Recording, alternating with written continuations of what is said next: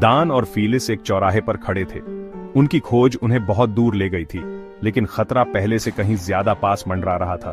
फुसफुसाहट उनके पीछे परछाई की तरह चल रही थी। दोस्त अजीब तरह से पेश आ रहे थे। उनकी मुस्कुराहटें बनावटी लग रही थीं। दान के पेट में बेचैनी की गांठ सी बंध गई। क्या वे किसी पर भरोसा कर सकते थे? हमेशा की तरह समझदार फीलिस ने दान में बदलाव देखा। उसका सामान्य आत्मविश्वास डगमगाया हुआ सा लग रहा था। उसने दान के हाथ पर अपना हाथ रखा। उसका स्पर्श एक मौन आश्वासन था। क्या हुआ दान? उसने पूछा। उसकी आवाज एक फुसफुसाहट से भी कम थी। दान हिचकिचाया, अपनी आशंकाओं को जाहिर नहीं करना चाहता था, लेकिन शक उसे अंदर ही अंदर खाए जा रहा था। कुछ तो गड़बड़ है, उसने आखिरकार माना, अपनी नजरों से आसपास का जायजा लेते हुए। हमारे दोस्त, वे अजीब तरह से पेश आ रहे हैं। फीलिस ने धीरे से सिर हिलाया। उसकी भौहें सोच में सिकुड़ गईं। उसने भी अपने साथियों में एक बदलाव महसूस किया था। उसके दिल में एक ठंडी सी दहशत घर कर गई। क्या उनके दुश्मनों ने उनके करीबी लोगों में घुसपैठ कर ली थी? यह सोचकर उसकी रूह कांप गई। शक का बोझ उन पर भारी पड़ रहा था। हर मुस्कान बनावटी लगती थी। हर शब्द में छिपा हुआ मतलब लगता था।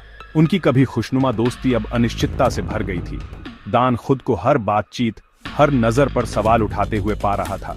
वो अपने दोस्तों को गौर से देख रहा था, किसी भी गड़बड़ के संकेत, धोखे की किसी भी झलक की तलाश में। उसका दिमाग तेजी से चल रहा था। पिछली बातचीत को फिर से दोहरा रहा था, विसंगतियों की तलाश में।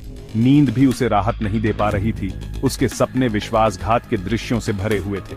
हमेशा की तरह व्यावहारिक फीलिस ने उसे समझाने की कोशिश की। दान, उसने धीरे से कहा, हम शक को अपने फैसले पर हावी नहीं होने दे सकते। हमें पक्का करना होगा। लेकिन उसकी बातों से कोई खास आराम नहीं मिला। शक के बीज बो दिए गए थे और वे तेजी से बढ़ रहे थे। उनके नाजुक भरोसे को खत्म करने की धमकी दे रहे थे। हर बीतते दिन के साथ दोस्त और दुश्मन के बीच की रेखा धुंधली होती जा रही थी। उनके साथी, जो कभी ताकत का स्रोत थे, अब संभावित खतरे की तरह लग रहे थे। उनके गुप्त मिशन का बोझ उन पर भारी पड़ रहा था। उन्हें शक से घुटन हो रही थी। दान अपने में सिमट गया। उसकी सामान्य खुशी की जगह एक गंभीर दृढ़ संकल्प ने ले ली। उसने लगातार प्रशिक्षण लिया, अपने कौशल को निखारा, आने वाले संघर्ष के लिए तैयारी की। वह अपने दिल में जानता था कि वे रस्सी पर चल रहे हैं और एक गलत कदम उन्हें रसातल में धकेल सकता है।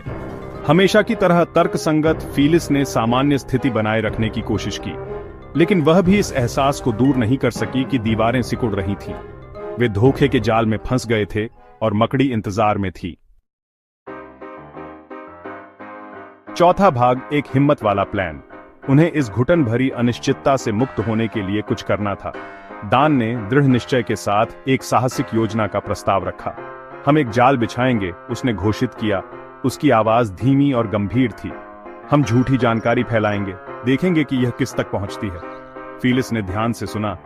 उसका दिमाग संभावनाओं से दौड़ रहा था। यह एक जोखिम भरा कदम था, लेकिन उनकी स्थिति में साहसिक कार्रवाई की जरूरत थी। हमें सावधान रहने की जरूरत है, उसने चेतावनी दी। एक गलत कदम और हम खुद को बेनकाब कर देंगे। दान ने सिर हिलाया। उसकी आंखें दृढ़ संकल्प से कड़ी हो गईं। मुझे पता है, उसने कहा। उसकी आवाज दृढ़ थी। लेकिन हम अब और हिचकिचा नहीं सकते। शक का समय खत्म हो गया है। अब गद्दार को बाहर निकालने का समय आ गया है। पांचवां भाग, शेर की मांद में। भारी मन से उन्होंने अपनी योजना पर अमल किया। उन्होंने झूठी जानकारी फैलाई, ध्यान से इसे असली दिखने के लिए तैयार किया। फिर वे इंतजार करते रहे, देखते रहे और सुनते रहे। उनकी इंद्रियां पूरी तरह से सतर्क थीं। तनाव साफ महसूस हो रहा था, इतना कि चाकू से काटा जा सके। दिन रातों में बदल गए। हर घंटा एक कष्टदायक प्रतीक्षा थी। दान को नींद नहीं आ रही था। उसका दिमाग उनकी मुसीबत में डूबा हुआ था। वह फीलिस की चिंतित निगाहों का बोझ महसूस कर सकता था, लेकिन उसने उसे एक आश्वस्त मुस्कान दी, भले ही उसका दिल भारी था। अंत में जाल काम कर गया।